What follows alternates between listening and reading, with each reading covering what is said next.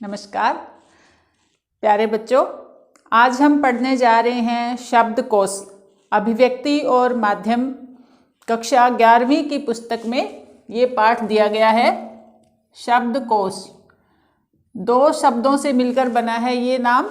देखिए, शब्द सार्थक ध्वनियों का एक समूह होता है और कोश का मतलब होता है खजाना। तो इस शब्दकोश का मतलब हुआ शब्दों का खजाना। जैसे आप लोग इंग्लिश की, अंग्रेजी की डिक्शनरी से सभी वाकिफ़ हैं, सबको उनमें शब्द भी ढूंढने आते भी होंगे। बिल्कुल वैसे ही हमारे हिंदी विषय में भी, हिंदी सब्जेक्ट में भी एक कोश होता है, एक शब्दकोश होता है, बिल्कुल डिक्शनरी की तरह है। और उसमें भी वर्णमाला के क्रम से सारे शब्द हम ढूंढ सकते हैं। उसे ही शब्दकोश कहा जाता है। शब्दों का खजाना इसका मतलब है। तो आज हम ये भी देखेंगे कि हिंदी शब्दकोश की विशेषताएं क्या क्या है।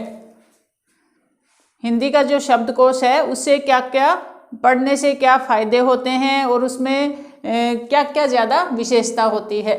तो सबसे पहले हिंदी का शब्दकोश जैसे ही खोलेंगे हम, तो वो अंग से शुरू होने वाले शब्द सबसे पहले आते हैं उसमें। जैसे हमारी वर्णमाला में 11 स्वर होते हैं, 33 व्यंजन होते हैं और इसके अलावा भी संयुक्त अक्षर होते हैं और भी दूसरे अक्षर उसमें आते हैं और कुल मिलाकर 52 वर्ण होते हैं उसमें। और वर्णों का एक क्रम होता है और क्रम के अनुसार ही शब्दकोश में शब्द दिए होते हैं। लेकिन स्वरों से पहले भी अंग से शुरू होंगे उसमें शब्द। अगर हम देखेंगे जिन अक्षरों पे ये बिंदु लगा होता है अंग, इससे वो शुरू होते हैं। जैसे अंगूर है, अंकुर है, इस तरह के शब्द उसमें पहले मिलेंगे।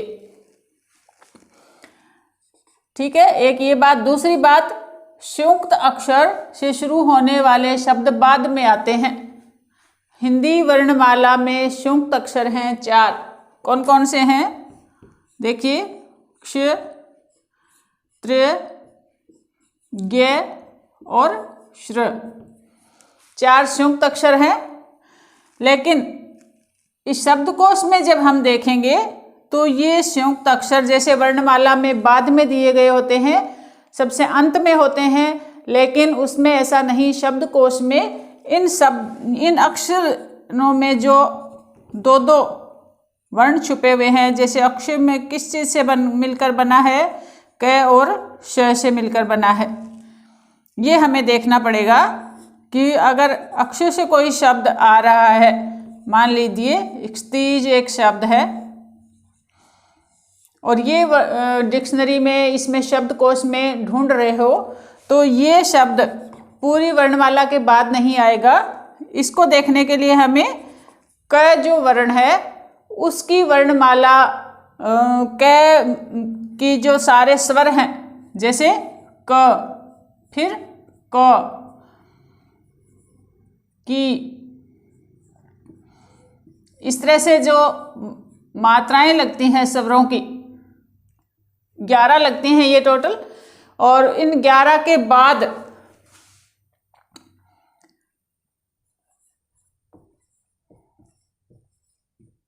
ये जो कौ शब्द है, जैसे कौवा,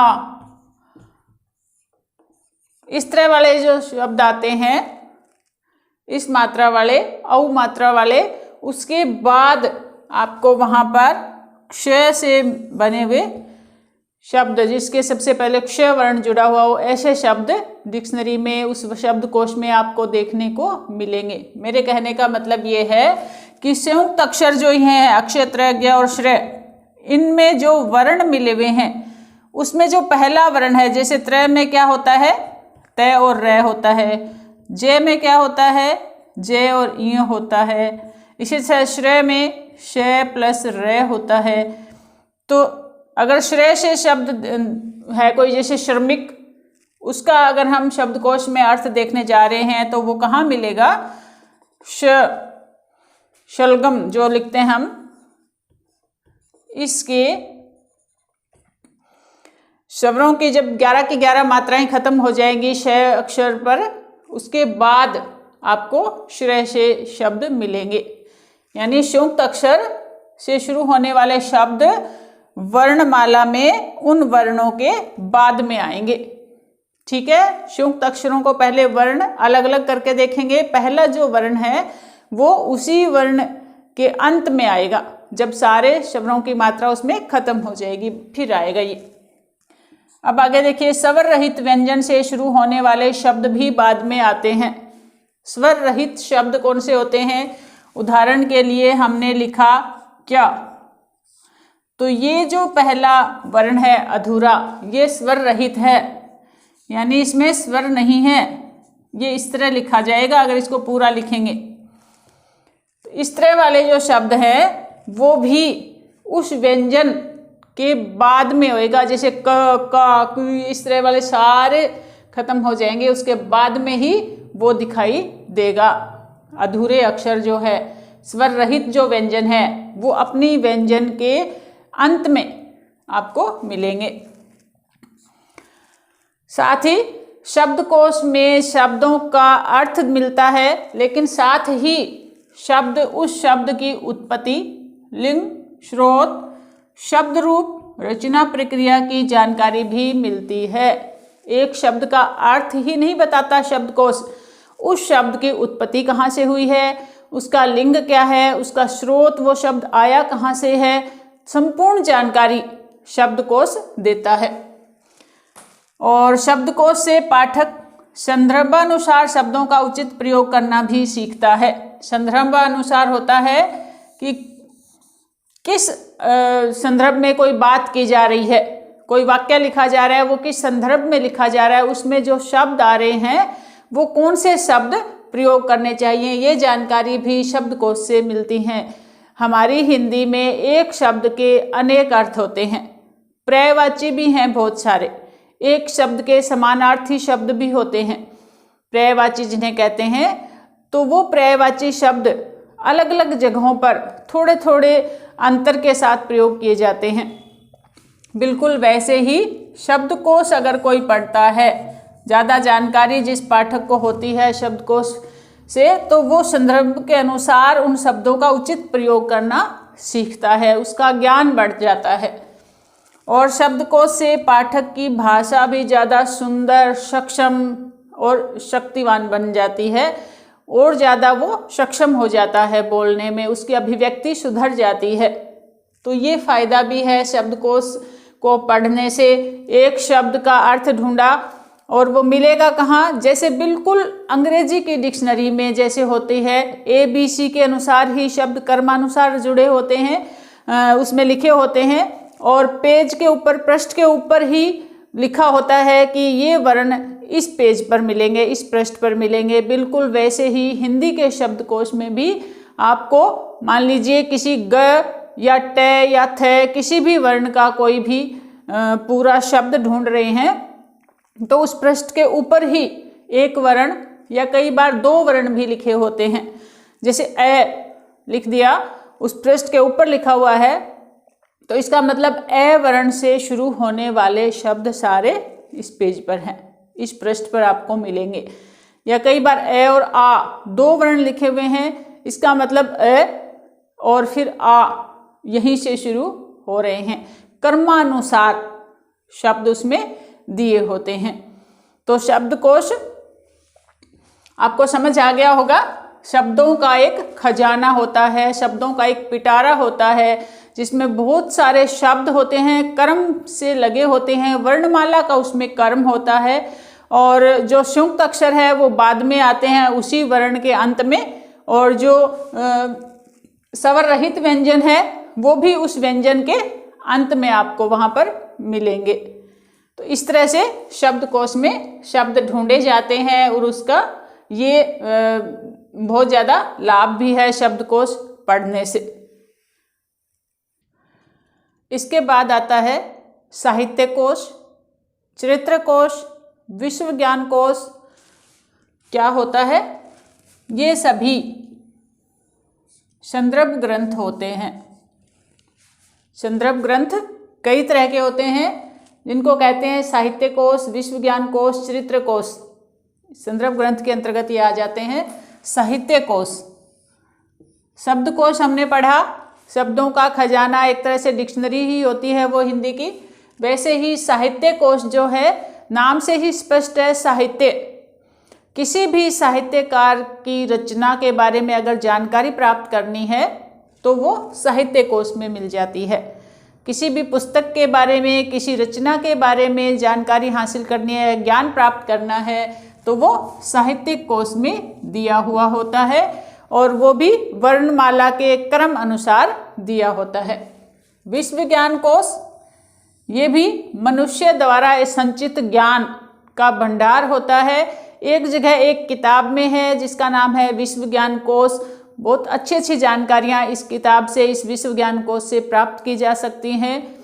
और वैसे ही चरित्र कोश जो है वो अलग अलग क्षेत्रों में महान व्यक्तित्व जो है, बहुत सारे ऐसे प्रसिद्ध व्यक्ति हैं, किसी क्षेत्र के विशेषज्ञ हैं, उनके बारे में, उनकी जीवनी, उनके जीवन चरित्र के बारे में, उनके द्वारा किए गए कार्यों के बारे में जो जानकारी देता है वो है चरित्र कोश। और इन तीनों में ही वर्ण क्रमानुसार ही जानकारियाँ मिलती है। जैसे हमने पढ़ा शब्दकोश में वर्णमाला के क्रम से शब्द दिए होते हैं, इनमें भी वही क्रम दिया हुआ होता है। तो इन तीनों को मिलाकर संदर्भ ग्रंथ बनता है। ये सभी संदर्भ ग्रंथ के अंतर्गत ही आते हैं। और इस पाठ में एक प्रश्न और है कि शब्दकोशीय क्रम में शब्दों को कैसे लगाएं। आगे हम यही पढ़ेंगे, शब्दकोशीय क्रम। जैसे हमने पढ़ा वर्णमाला, एक मैंने पहले वीडियो के द्वारा बच्चों को पढ़ाया था।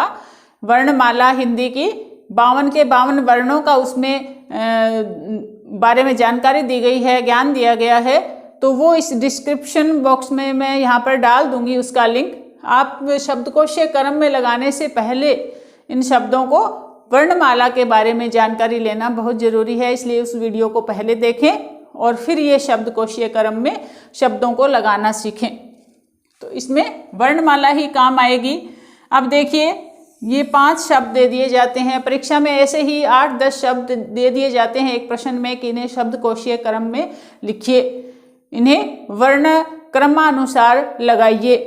तो हिंदी की जो वर्णमाला है वो अगर याद है अच्छे से कि 11 स्वर क्रमानुसार कैसे लिखे जाते हैं, उसके बाद 33 व्यंजन क्रम के अनुसार किस तरह लिखे जाते हैं, तभी इन शब्दों को क्रम वाइज लगाने में आसानी होगी। तो देखिए, शब्द कमल, भारत, हाथ, भाषा। यहाँ मैंने 5 शब्द लिखे हैं आपको समझाने के लिए कि इन 5 शब्दों को क्रम से वर्ण क्रमानुसार कैसे लिखना है। वर्णमाला हमें पढ़नी होगी कि सबसे पहले वर्णमाला में इसमें कोई स्वर दिखाई दे रहा है आपको? 11 स्वर होते हैं हिंदी में, अ, आ, ई, उ, री, ए, ऐ, ओ, औ। है क्या कोई? नहीं है, स्वर नहीं है। व्यंजन, व्यंजन क से शुरू होता है, क, ख, ग, घ। तो इसमें है, देखिए, क।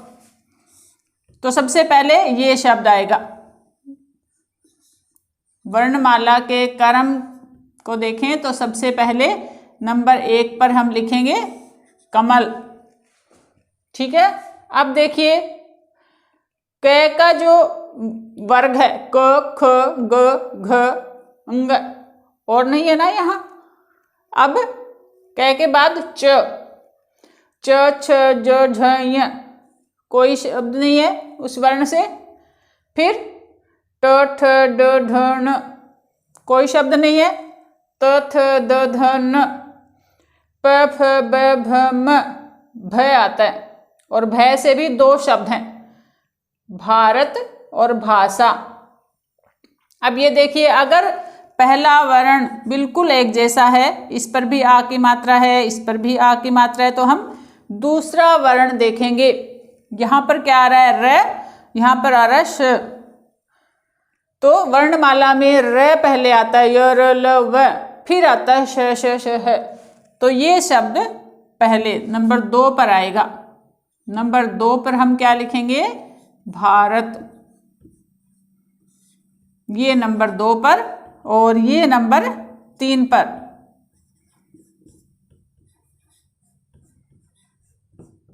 इस तरह से, ठीक है। कमल क्यों पहले आया? वर्णमाला में क वर्ण सबसे पहले आता है व्यंजनों में, उसके बाद भय वर्ण आता है और श बाद में रह जाते हैं। भय में 2 आ गया तो उसमें हम दूसरा वर्ण देखेंगे। उसमें भारत पहले लिखा, भाषा इसलिए बाद में लिखा क्योंकि र के बाद आता है स वर्णमाला में। अब देखिए नंबर 4 पर हम क्या लिखेंगे? 2 ही शब्द हमारे पास बच गए, शब्द और हाथ। अब वर्णमाला में श पहले आता है बाद में आता है। श तीनों श आते हैं, श स है, तो यहाँ क्या आएगा? शब्द। इसके बाद हाथ। इस तरह से ये वर्णमाला के कर्मानुसार लगाए गए शब्द हैं। और ये कब लगा पाएंगे? जब वर्णमाला का ज्ञान होगा। और वर्णमाला ज्ञान के लिए नीचे डिस्क्रिप्शन में जो लिंक दिया गया है उसे खोलिए और उसको अच्छे से पढ़िए। और फिर इस तरह के अभ्यास आपको करने हैं। 10-10, 15-15 शब्द लिख के उनको वर्ण के कर्मानुसार आपको लगाना है। तो मैं आशा करती हूँ ये आपको हिंदी शब्दकोश पाठ अच्छे से समझ आ गया होगा। धन्यवाद।